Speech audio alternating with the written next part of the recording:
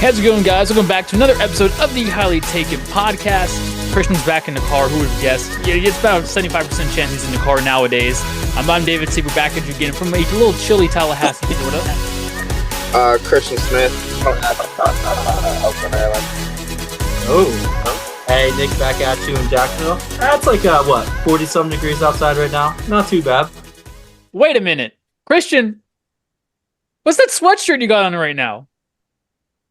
Buddy, that is a Texas A&M Aggies hoodie, my boys.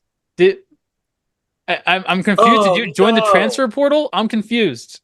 No, I didn't. I just copped some new merch from the store. That's it. You just grabbed the Texas A&M. Okay, interesting. They have the biggest NIL pocket, so I just thought maybe they paid you off to do it. But I guess my stepdad actually gave it to me. He's an A&M fan. There you go. Well, some game. Eat that up. There were some games played this past weekend. So, Nick, do you want to go over the results, or is it my fault because I didn't post the video yet? I don't have the results. I've been super busy at work, guys. You know, everybody wants to refinance their vehicle, so I don't have a results for you. I will this have is my that lunch.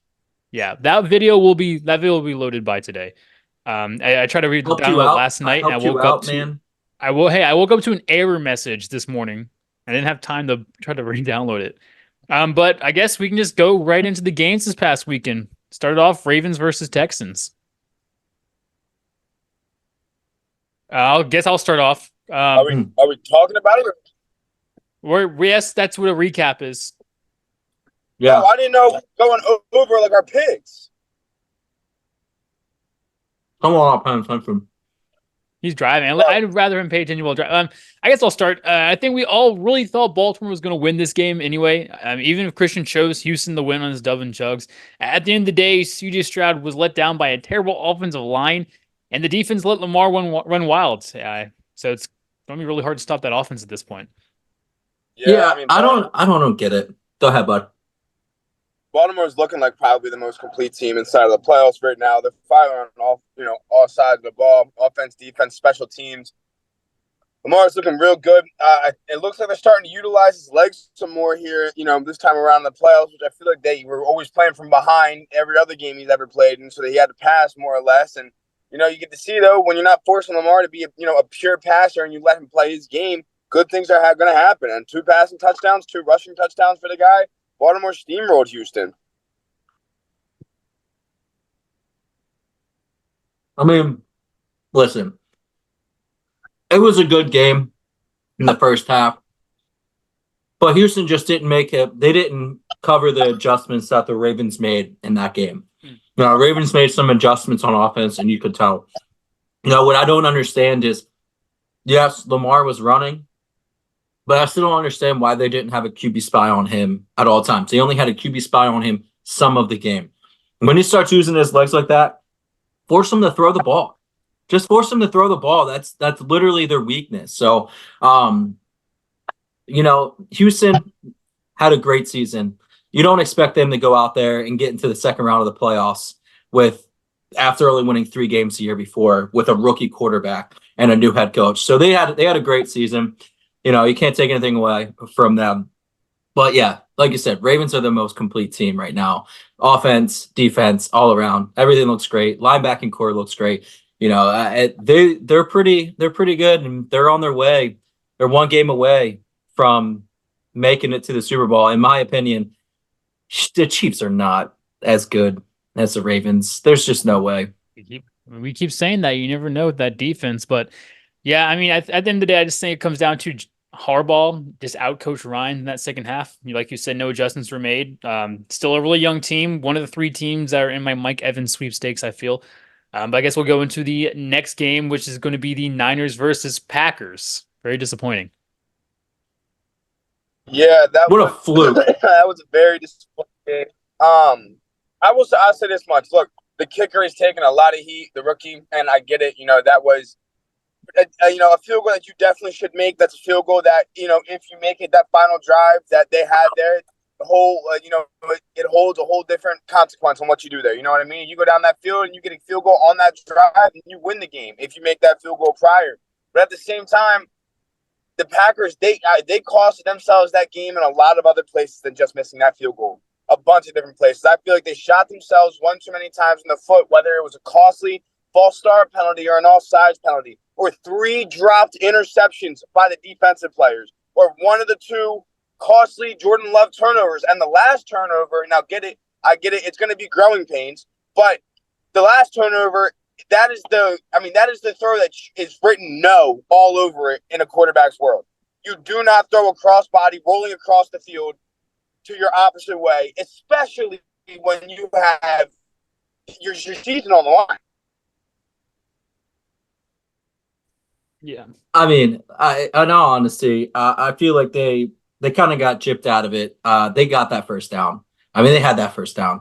Do I think they should have kicked the field goal? Sure, why not? But they had that first down. Without a doubt, that was a first down. And I didn't agree with it. There was a couple plays that, I saw Aaron Jones rolled over the defender, never touched the ground, rolled over for a first down, and they marked him 3 yards short. That was an obvious first down. I mean, I just don't know what they were doing. It's like they wanted the Niners to advance.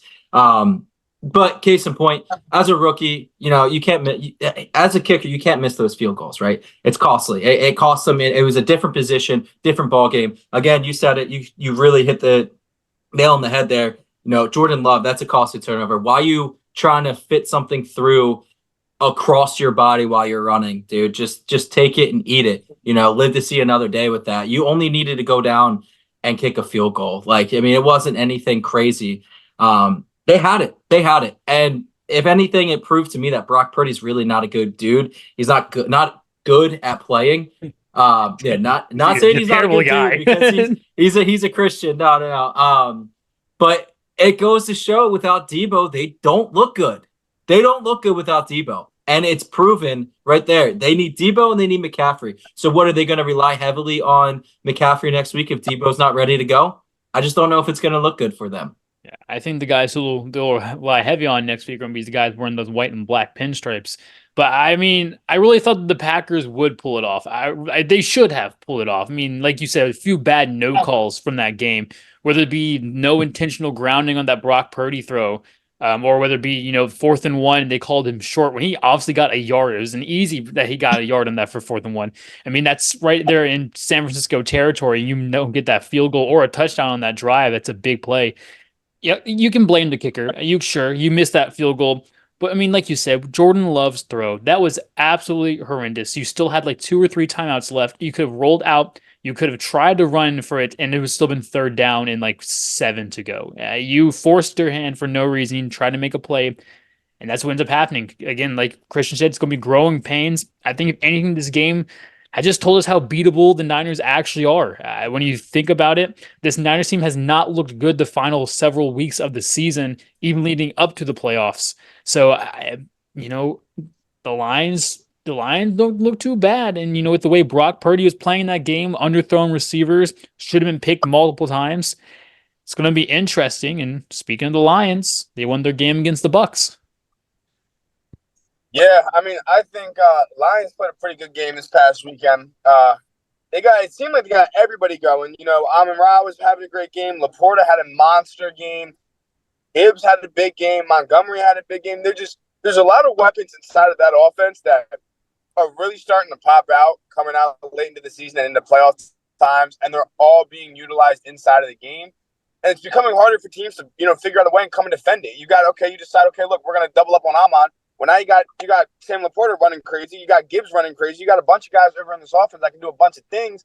And the defense is standing tall, too. Aiden Hutchinson is on a freaking tear right now, terrorizing quarterbacks. I mean, it's going to be hard. I'm really excited to see Hutchinson going up against probably Williams and whoever, for the Niners next weekend. But, give credit to, the Buccaneers as well, though. I feel like they fought hard. They did what they tried to do. Shout out Baker. Great season. Great comeback season that he had. But, it doesn't help when your coach decides, hey, you know what, there's time left. We're just going to call it quits. Good season, boys. It's the end of the year. Let me tell you something. This whole thing seems rigged nowadays. In the past 3 years, if you go and look at the logos have been the colors of the teams that have played in it. This year's purple and red It's going to be the Ravens versus the Niners in the Super Bowl, and the Ravens are going to win the Super Bowl. It's just going to happen. But case in point, I mean, the Lions just are a better team. Again, we've talked about it. Dan Campbell, in my opinion, is the best coach in NFL right now. I mean, the work ethic he brings to the team, what he gets out of these players is just phenomenal. I mean, they all played great. And like you said, Hutchinson's made just from last year to this year, I mean, he's made such a great stride in his career. And I think he's going to turn out to be, top 10, maybe he could arguably top 5, for his career. Not of all time, but just in current players. I don't know if it's going to be enough to get through the Niners and San Fran. It very well could be. If Debo comes back, you have to run a little bit of a different defense there. But if there's a team that I would say has more of a chance of beating the Niners in San Fran, it's going to be Detroit. I mean, their team's great. They're looking good. They're firing on all cylinders, and they have a great shot at it. Yeah, and I like I said, I used to hate Baker Mayfield, but credit where credit's due. That guy earned a decent extension. I don't think crazy quarterback numbers, but who knows with what freaking Daniel Jones got and how much he's going to get. But you throw for 350 yards, multiple touchdowns in a playoff game. I mean, you did enough. Obviously, you threw 2 picks. One of them was Mike Evans' fault. That ball should have been caught. But it's also just that Lions team is just so incredibly well balanced. Defensive wise, they're amazing. They have a great run game with a 2-headed monster there. They have a good receiving core in Amon St. Brown and Ramen St. Brown. There you go. And Laporta. I mean that when you look at this game coming up this week, this has to be arguably the 2 best offensive defensive line cores in the NFL right now. The offensive and defensive line for the Lions versus the defensive line for the Niners is going to be an amazing matchup the entire game, and I cannot wait to see it. The Packers got a good amount of pressure on Purdy, I felt, during the game, and I think the Lions are going to get even more pressure on him. I think that could be the difference maker. We'll talk about it more at the end of the week, but I think it's going to be a great game. And I guess that brings us up to our last one, the most heartbreaking one, the Bills versus the Chiefs last night. Yeah, man, buddy, that's something. I'll tell you what, the inevitable is among us, right? I mean, Patrick Mahomes is the NFL's baby, and he's going back to the Super Bowl this year. He's going to knock off Baltimore inside of Baltimore. All the craziest of the wildest is going to continue to happen. But, Nick, you're shaking your head, buddy. But you know what, man? You know what? But it's how it goes. It's how it goes. Brady was always babied for everything. You remember the Tuck rule? Do you remember the freaking Tuck rule? Okay, listen.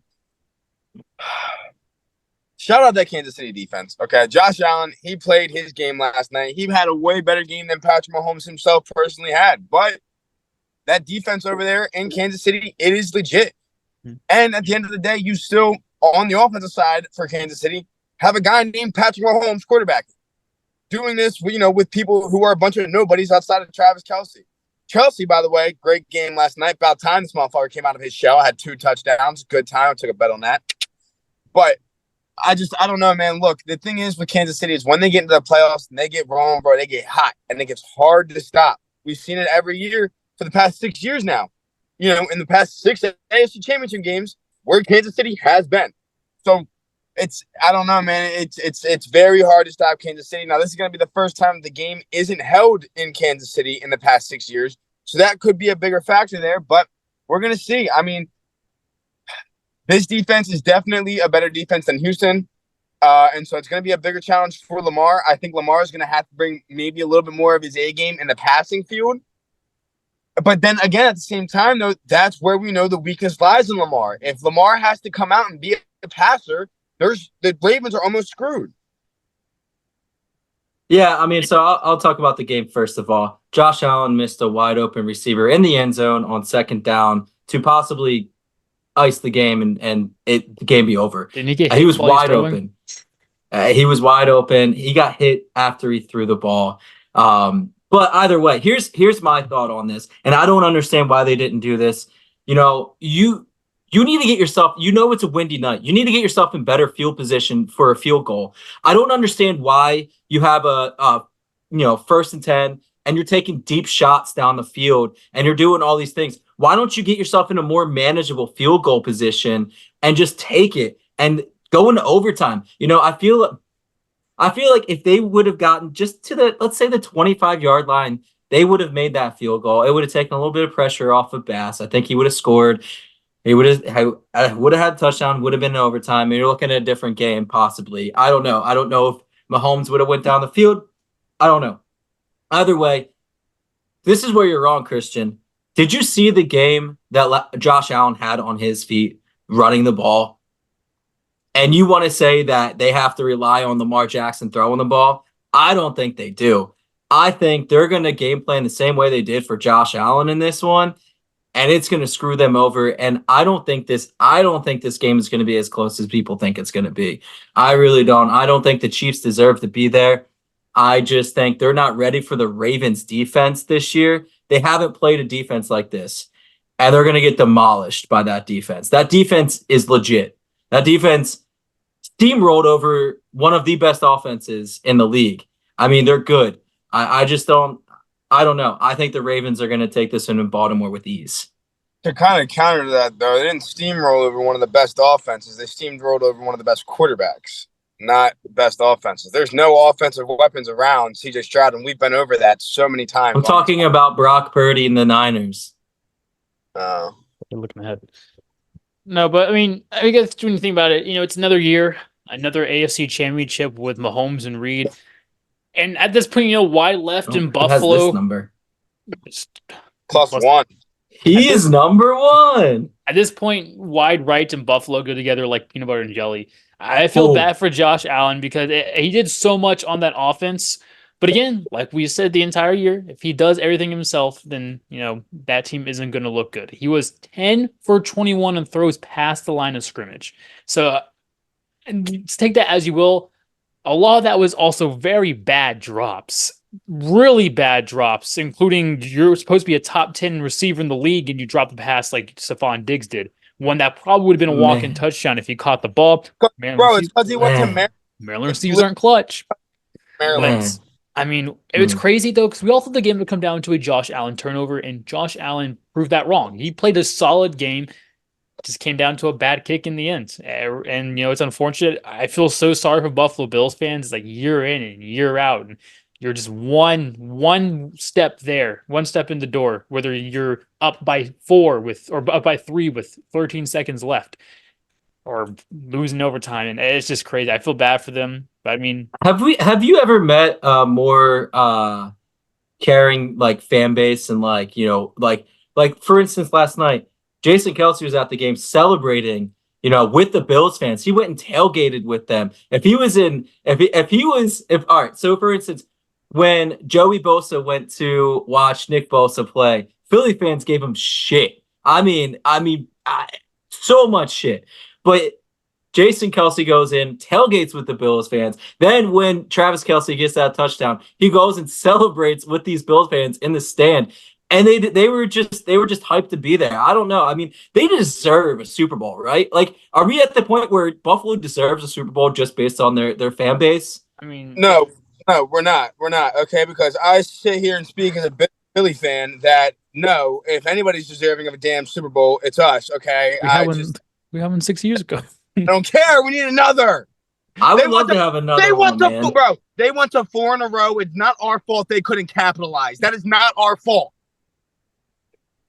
But I understand that, but I'm just saying, man. I'm just saying. I feel like they're not like a team, like they're not like Miami when they go and shoot a fan base and shoot a fan when they lose a game. Like that's like a whole nother level of terrible fan base, and people want to come at us for throwing batteries at Santa Claus. But neither here nor there. I don't think I've ever heard of us shooting somebody. Bills fans were throwing snowballs at Patrick Mahomes yesterday. No one batted an eye. So. But how much time do you got left, Nick? Not a lot. Let's get down to the nitty gritty. I'm gonna give you my deflated baller of the week, and that's gonna be Todd Bowles. You're an idiot. You're an absolute idiot. Call a timeout. Either they're kicking a field goal or they're punting the ball back. You have some sort of chance to do something with a little bit of time left. You got to call that timeout. You're stupid. That was dumb. You cost themselves a possible chance to go to the NFC Championship game. Not saying it's going to happen. It was still a long shot. but you got to be stupid to do something like that. That's stupid. Yeah, I agree. I mean, you're just giving up at that point, and there was time on the clock. It was a 50-yard field goal. It wasn't like it was a chip shot. You know, you get the ball at midfield, and you have a chance to tie the game up. I think my deflated baller, you know, and this is going to be one that we don't hear often, but I'm going to give it to Caitlin Clark from Iowa. And we all hear about her, how she's, you know, an amazing player, and in her own right she is. But this weekend they got upset by Ohio State's women's basketball team, and as the fans were storming the court, she ran into somebody. And now, at first glance, it looked like the fan ran into her. Caitlin Clark got injured, but then they've released another angle of this, and I'll probably have to put it in here, where you see the fan try to go around her. Caitlin Clark sees her and then throws his shoulder into her, and then flops after that and goes to the ground, spins and flops. She could have easily avoided it, and she decided not to. I think a lot of that is because she just lost the game and wanted the conversation to go somewhere else. I just think that's a bad look. I'll tell you one thing right now. Maybe she should hit the weight room, because if you're better, you're not going to get knocked down like that, and you're not going to get injured. I would love to throw my shoulder into somebody and see what happens. Or if she would have been playing for the football team for Iowa, they probably would have scored more than 10 points a game this season. Oh, I don't know. But I mean, that's just terrible sportsmanship, right? I mean, I guess when you grow up, you know, her whole life she was probably known as being a winner and all of that, and then she loses something like that. You know, she's really starting to annoy me. She's getting way too cocky. Yeah. My deflated baller. Else I know. You know, honestly, dude, I gotta go ahead, and I could give it to him for back-to-back weeks, but I'm going to go Mike Evans here, man. I really am. And it kills me to say that because I love Evans. I really do. But what are you doing playing volleyball with a football, first of all? Why are you punching that thing in the air? It was sickening. Just like shooting it. What are you doing? But on top of that, dude, these past two games between Philadelphia and Detroit, Mike Evans did not look like the Mike Evans we've seen for the past 10 years. He was dropping passes that he catches routinely left and right, and that is a huge letdown for Baker. You know what I mean? That's a guy who all year you've developed in a great connection with. That's a guy where you're saying, you know what, I can put it there right now, and he's going to find a way to make a play and make that catch. And it felt like every time Baker did that for him, Mike Evans did not make the play. Every single time.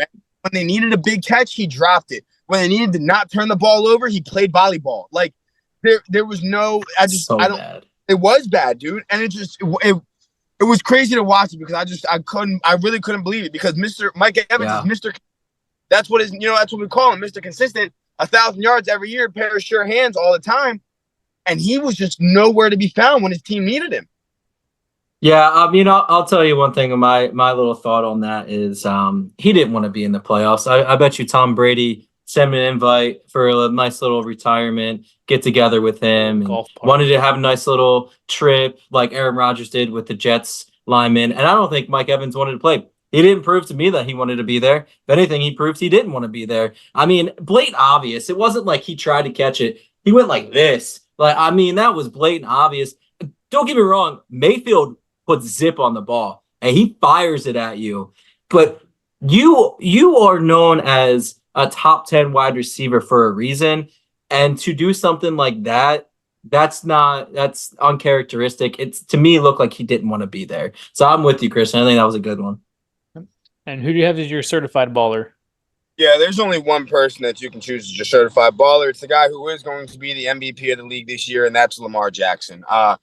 Came out there and played an absolute great game. 2 rushing touchdowns, 2 passing touchdowns, hitting on all of his passes. He was making crazy moves on the run, like dodging defenders.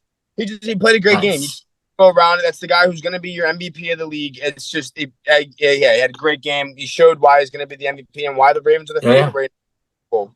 I got a good one for you. My certified baller. I'm going to go back to the Green Bay San Fran game, and I'm going to give it to the white and black refs, man, whistleblowers over there. I mean, they absolutely helped San Fran in that game. They were, man, if there was a 12th man, boy, did they bring that to the atmosphere by absolutely helping them into the victory. Kudos to you for getting the Niners into the NFC Championship game.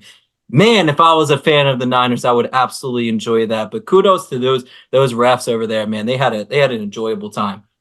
Yeah, I think I'm going to double down with. Oh, Tell you sorry. to go harder. With me, you're gonna double down with me? No, I'm going to double down with Yeah, Christian. I'm going to go with Lamar Jackson here. I mean, you rushed for it's 100 yards with obvious. the fourth quarterback Yep. ever to rush for 100 yards in the playoff game. Donovan McNabb. It's like Nick just said, Falcons before the season, Falcons declined to even meet with him to sign under the contract that had no interest. It's interesting. We went with Desmond Ritter, who was like the wish version of not even Lamar Jackson, the wish version of like freaking I don't know Terrell Pryor, I would say, and like Yep. it's absolutely a shame. And Falcons aren't in the playoffs. Have a like top 10, top 15 pick because of it. So whoopsie daisy. And I guess that gets us into Whoopsie our daisy. hot take of the week. Oh, man. Interesting. Hot take of the week. What's the hot take of the week here, baby? LeBron James will suffer a season-ending knee injury this week. Nick? What? Dude, that could be career ending with how old he is. You're not just saying season ending. You're saying he's done. Nah, I'm just kidding. Nah, that's a horrible thing. I don't wish that on anybody. Unlike Nick, I know Nick really does, but Well, if it happens, I don't know what to do. I'd be cool with it. I don't like LeBron. I got you. I got one. Hot take of the week: Travis Kelce would throw for a passing touchdown in the AFC Championship game. Okay. And with mine, I'm going to go with DeJounte Murray will be a Milwaukee Buck by the end of the week. There are a lot of teams interested in him right now. The Lakers are targeting him. People said Warriors, Spurs, Sixers, but the Bucks are also in the rumors, and I think that'd be a good fit for him over there with Dame and Giannis. Very All right. interesting. I like it. I gotta go back since we just left Christian into hoping someone has a career-ending injury. I love it. It's fantastic. He could have been like Joe Embiid will have 2 triple doubles this week or something like that. But no, we just wanted to ruin LeBron James's career, the third best player to ever play He the didn't game. like Space Jam 2 that much. How did you I get know, bro, yeah. How did you get third? How did you get third? Kobe's better than him. Oh my freaking God, Nick. I mean, are you gonna argue with Kobe right now? Isn't he dead? Bro, we run a sports podcast and you're too stupid to even say that LeBron is top 2. Nah, I would put Shaq over LeBron. He was dominant.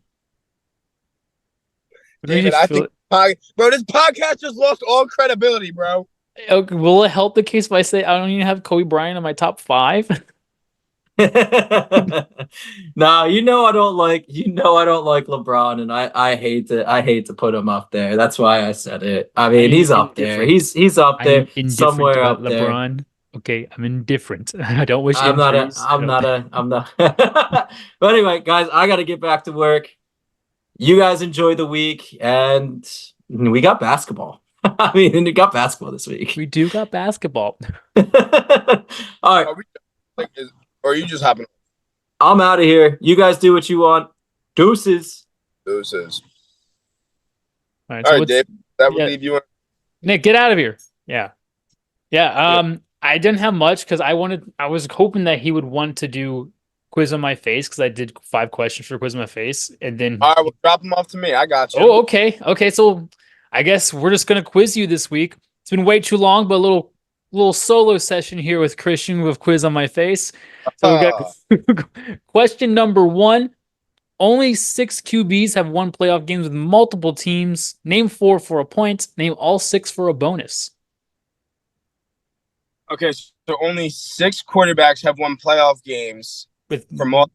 Mm-hmm. It's gonna be Peyton Manning, Kurt Warner, Tom Brady.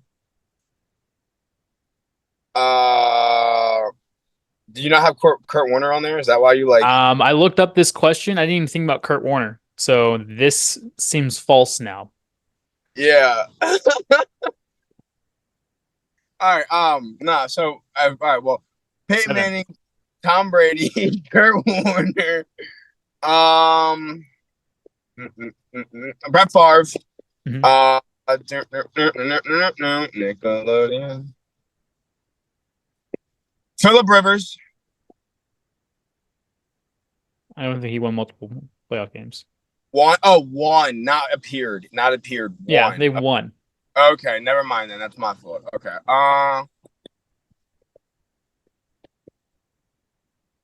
But I'm thinking hard here. Man. Montana was Montana one. Montana is one. He won with the Chiefs and the Niners. So you have two more. Young's another one. I don't think Steve Young won multiple Oh, ones. not Young. Oh, you're right. It wasn't Young. You're right. Hold on. Fudge. All right, hold on. I got it. Hold on. All right, the last I need like three more You here. need two more. You've gotten five of them. You need two more. What eras did these guys play in? Very recent. Both of Okay. them. Jared Goff. Jared Mhm. Goff has to be on there. Oh, and Matthew Stafford. Matthew Stafford never won with the Lions. Oh, he never won in Detroit. Okay. Hold on.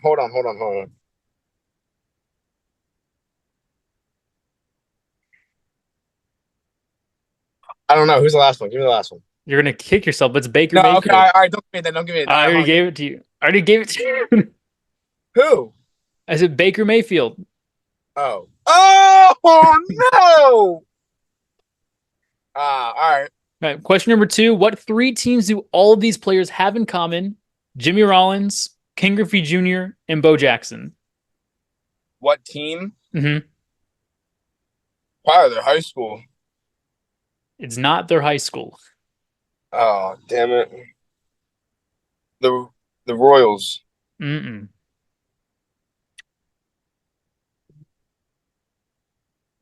I don't know. That's going to be the Chicago White Sox. I actually saw a picture of Jimmy Rollins in a White Sox uniform and almost threw up. I thought the Dodgers uniform was bad, but the White Sox one was absolutely disgusting to see. He was number 7. I didn't understand. Like, just seeing him as 7 was awful. Fun fact, he lost his job to Tim Anderson. Not even on the team anymore. Number 3, there's currently only one player in the 40, 50, 90 club in the NBA. That means 40% from 3, 50% from the field, and 90% from the free throw line. Who is this player? And this is among people who are eligible. Embiid? It's not Embiid. It's Nikola Jokic. It's not Jokic. Duncan Robinson. It's a really Duncan Robinson, Sheen himself. It's a hard one, and this player will trip you up. Will what? Trip you up. Oh, like Choka. Has he been at least an all-star? No, not at all. Oh, okay. Kyle Kuzma. No, he's more known for what he did in college, and he's done a lot of stuff in the NBA that not a lot of people like. John Morant. No. It's a little tough one. I don't know. Yeah, I don't know. Give me the answer. The answer, I gave you a hint. I said this one would trip you up because it is Grayson Allen. I don't get it. He was notorious for he tripped somebody in games and got in trouble. It's fine. But Grayson Allen. Number 4. The Lions are now the NFC Championship game for the first time since the 1991 season. List 3 of the 5 teams who now have the longest drought of not making a championship game, and you can name all 5 for a bonus point. Dallas. That's one.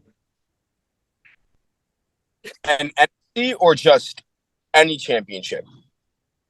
So any championship. Did I say NFC? I mean, any championship game. Cleveland. Mm-hmm. Cleveland's the longest one. Yep. No, because they made it. They just didn't win.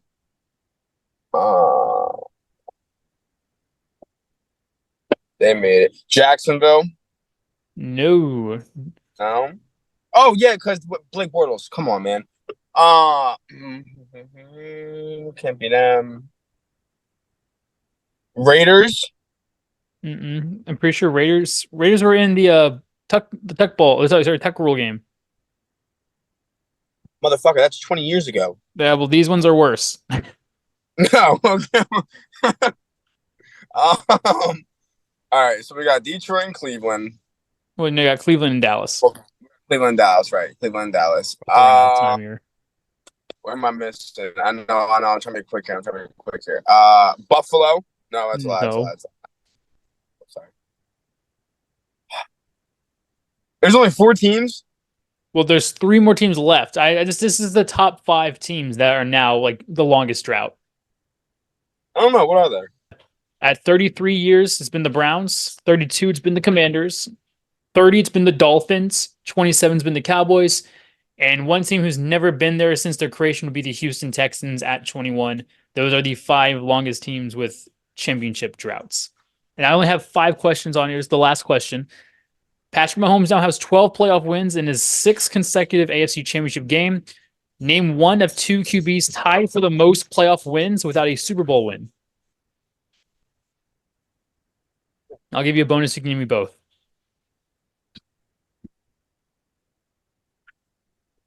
I'm going to help you, but they both have 9 playoff wins.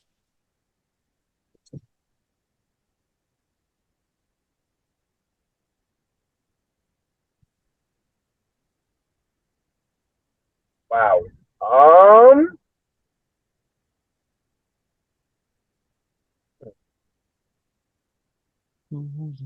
Anyway, Trey Lance has so many playoff wins. He only has 2 less I don't than know. Dak. Truthfully, I don't know. That's a really good question. So I'm gonna say I don't know. Yeah. So the answer is Jim Kelly with the Buffalo Bills and Donovan McNabb with the Eagles. Both have 9 playoff wins without a Super Bowl title All right. for Buffalo. And I guess, know, bro. yeah. And if I have a little bit to talk about, I'll go into baseball. I mean, Josh Hader just signed, a 5-year, $95 million deal to the Astros. I think that's a massive deal for a reliever / closer, but I guess good on him and good on the Astros. Yeah, I mean, I would like to see Hader come to Philly. We could have used a nice dominant closer, because we're all done with Craig Kimbrell and his antics. But yeah, I mean, I agree. It's a lot of money. But hey, I mean, that's a premier closer in ball. Astros probably figure that's what they're missing. Out of there, I mean, they're not missing bats. They got a good lineup for hitters, so they got to find pitching. It's another, other contract news. Blake Snell, I mean, he recently rejected a $150 million 5-year deal from the Yankees. He said he wanted more average annual value or he wanted another year on that contract. I think it's insane that you would reject a team that needs a solid 2 in the rotation for $150 million. I wonder, I don't know. I wonder what the team's going to be. Who's going to pick him up? He's probably going to be like a last second person with like a week left of training camp to start, and he'll decide to go where he wants to go. Right. Yeah, I don't know. Yeah, it's going to be interesting to see where he decides to go. There's a lot of good players left on this market right now, though, that I feel like could sign with teams and be starters, But I feel like the whole market right now is just completely all effed up with the Otani signing and then the Yasumoto signing, and then even with what LA just did with Oscar Hernandez, and on a 1-year contract, for $8 million of it for shits and giggles. Yeah. Like, you know what I mean? I feel like that's kind of granted. Every team can do that. Every team can do what LA's doing. Okay, but LA's just doing it. LA just did it with the best player in baseball, the one generational talent. So now everything just kind of seems like off the walls right now. I don't know why. I feel like a bunch of players are kind of like swimming to find their jackpot of money and figuring out their way to find it. And I feel like, bro, these contracts, like right now, bro, we've seen Hader just go for $95 million. Yeah. Hader, he pitches like 1 or 2 innings every other game. That's what I'm saying. You just pay a guy who comes out one time a game for max an inning, and you just gave him $95 million for 5 years. So it's like a lot of these players, man, they're gonna start getting real money hungry. And someone like Blake Snell turned down 150. Guys probably gonna go look for a $200 million contract somewhere. Yeah, I mean, I find it really interesting too. I think my dark horse for him, truthfully, is going to be the Angels. I would not be surprised. Get the money, even if they're not an amazing team, get the money there. But there's some notable names still in the free agent market right now. I mean, Cody Bellinger's still there, Matt Chapman's still there, Jordan Montgomery, Rhys Hoskins, and even Jorge Soler, still guys that haven't signed to a team yet. It's going to be interesting. You only have 1 month until the first spring training game on February 22nd. It's going to be interesting where everybody goes. There's still a lot of good talent still out there. Yeah, there is a lot of good talent. A lot of players that could help a lot of championship caliber teams. That's for sure. So yeah, I would be curious to see how that all plays out. But yeah, I don't know, man. I did have something I wanted to talk to you about. I think I had something regarding with the NFL draft, but I can't remember what I was thinking. What I was going to ask you about. Never mind. I guess if the last thing I kind of want to talk about is going to be, with Nick Saban retiring with the transfer portal, and when the rules are so interesting to me. It's interesting that if a coach decides to retire after the portal closes, then the team gets a month for the players that are on that team to be able to leave to somewhere else. So, and the other rule is they can't get people in that month. They can only lose people. I mean, and you've seen what's happened with that team so far. They've lost so many good talents. They lost the number one QB prospect of 2024 to Ohio State. They lost the number one safety to Ohio State. They lost a lot of people to Ohio State and even a lot of people to FSU. A lot of people have left that team, and it makes you really wonder, what's the Washington coach going to do here? Are the portal rules even fair? I mean, probably is fair because if my coach left me right before the season, I probably wouldn't want to stay either. But it's just a very interesting situation to begin with, and I'm wondering how Alabama's going to end up doing next season with all these losses. Yeah, it's definitely crazy to see now because now that you can start finding ways to allow these players to get paid, you're seeing schools, like Alabama, right? It don't matter that much. You know what I mean? Alabama for the past 15 years, it feels like that's been where your top players in the nation go. Maybe not your top quarterback, and they never seem to have a great quarterback, but you're all being broke. We're talking go look at the receivers of it that had come out of it in the past 10 years. Go look at the defensive backs that had come out of the past 10 years. Like running backs. Yeah. Our recruits in and out and in and out and in and out every year. Now when NIL's out on the table, dude, all these 5-star recruits are saying, okay, well, I'll go somewhere else to play. They're going to pay me, and I'm going to start day one. So I know if I'm coming to Bama, I'm going to sit my ass on a bench till I'm a sophomore or junior, and then Saban will finally start me. Bro, yeah, NIL is coming out, and, bro, I think truthfully, it's going to screw over these mega colleges. Your Alabamas and your Ohio State and your Clemson, the teams that have been there constantly through the times the college football playoffs have been here, it's going to change. It's going to look a lot different now. And personally, yeah, I think Saban ran away a little bit. I get it. The guy, I take his age into accountability. I understand, the guy doesn't need to be coached until he's 93 years old.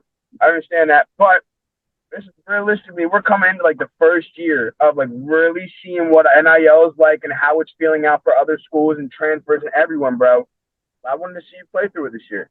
You're losing players to better deals in NIL. So what can you do? How are you going to coach your, you want to say there's nothing for you to prove, but you just jumped ship when the whole change in tide was coming. So it's like, how is there nothing left for you to prove? And we're in a brand new generation of football now, a brand new era of football now. And you're not willing to be a part of it for at least 1 year. You know what I mean? Like, that's just kind of how I view it. Again, though, I get it. The guy's 72, 73 years old, whatever it is. So I understand you're getting up to that age. You got to take the time off. But motherfucker, Pete Carroll's almost 80 years old. Carroll gets the job done over there in Seattle. Yeah. Well, did get it. He's fired now. Yeah, I mean, I think it's interesting. It's a different game. It's a different game than what we knew when we were young. Different than what we knew 5 years ago. I mean, people getting paid, but at this point, the portal is just basically free agency light. I mean, it's just getting you ready for what free agency is going to be like. People fighting for bigger NIL deals, people jumping ship to get more NIL deals, to get bigger playing time.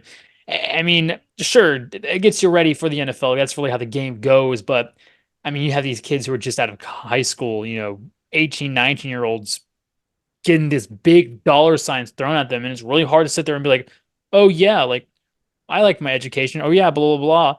You have the rare guy that stays for 9 years. Good for him. But, it's just amazing. There's a way that the landscape of the college game has changed within the past 3 or 4 years, just with all the NIL, with all the money, with all the transferring guys going to different schools for 5 straight years. They go to a different school. And it's just really crazy to think about. I think it's unfortunate. It needs to be levied more. There needs to be some more rules there. We're really young into it. Hopefully at some point it changes because it just doesn't look good. Yeah, I think the biggest thing that's going to be a killer to it all is just the fact that when we did open the gates to NIL, and how it is now, the biggest killer to it all is the fact of where the bar started at, in my opinion, dude. Like, where Caleb Williams just made what, $20 million this year in college, something crazy like that. So now that's in a second year of NIL being a thing, that's the bar. Like the best player in college just made $20 million. Well, Caleb Williams not even the best player in college right now. So now the next guy's going to come along and say, well, dude, yeah, but Caleb, dude, he won 7 games this year. I can win you 12. So I won 25 million. Yeah. The next guy's coming, and it's, bro, you're screwed because you set the bar here when realistically, okay, we could have had this bar set. Okay, look, we're going to pay this player. You're the best quarterback in the nation. We'll give you $250,000 to come here. You're getting a free college education. You got nothing else to freaking pay for, and then $250,000 a year. What more? Like, bro, you're probably living in a dorm. If you're not in a dorm, then you can buy your damn apartment for the year. Like, what? You know what I mean? Like, I don't understand why there was that crap ton of money being thrown out. Because at the end of the day, bro, a lot of these kids, you know what I mean? They weren't getting paid to begin with. So you give them anything, they would have been cool with it. So why you went out and set the bar insanely high, I don't know. Because now it's going to create this whole thing. You're going to have kids who are doing everything that they want just for the money. You know, they're going to have kids, or I said this earlier in one of our other podcasts, it's going to start to screw the NFL here soon. Because you're going to have kids who say, I'm going to play 3 years in college, make $15 million a year. I'm the number 1 pick in the draft. Screw the NFL. I don't want to get CT. I'm not bothering with anything. No career injuries. I made $45 million in college with a college degree. I'm gone. Right. And now the NFL is going, okay, well, we're plucking away our best products because you just gave them $45 million before the age of 22. And now we have nobody to come play quarterback for one of our crappiest teams. Like, you know what I mean? Yeah. And like I said, that's very interesting. I like the scenario where I'm sitting here thinking, you know, imagine being a university professor making like $80,000 a year and you're having to teach this guy who's making $10 million to play football. That must be amazing. I can't imagine that scenario, but yeah, I have nothing else to talk about. If you don't remember what you wanted to bring up, then I think we're good to go till Friday. Yeah, I think that's about it, my man. All right. Well, enjoy your week. There's no football or anything. There's nothing really going on besides hockey and basketball right now. So it'll be interesting. We need to start figuring some stuff out to do in the meantime, because now we'll be able to talk about games for not even next week, because we won't be able to talk because the Pro Bowl is next week. So that's gonna be interesting. But yeah, Pro Bowl's next week. Huh. Yeah, ain't nobody care about that, but that. $47 a ticket in Orlando to go see the Pro Bowl. Oh yeah, we can go watch like the upgraded version of flag football. Yeah, Woo-hoo! I can't wait to see like Dak Prescott sitting there throwing flag football deep bombs over to AJ Brown. It's gonna be amazing. At least Dak made it to a bowl, not the Super, but a Pro. He's getting there. Remember, they are a championship team. It's not a world championship team. Dumbest quotes of all time. Thank you, McCarthy, for that. But yeah, I guess I'll see you in the next one. That's a weird. All right, my boy. Subscribe, tell your friends, tell your mother. You know what? We probably told it for you. Yo, listen up, let me introduce to you the Highlight Taken podcast. We bring the heat, is true. Hosted by David, Nick, and Christian. That's a crew. They drop knowledge and hot takes at the sports IQ. We dive into the game from hoops to gridiron, analyzing every play like we were the champion. With witty banter and humor, we keep it fun. HTP fam, we always bring the number one. Highlight Taken podcast, we taking over the scene. We drop dubs and chugs, living the sports dream. From hot takes to deep dive, it's a winning regime. Come join the hype. We not just blowing steam.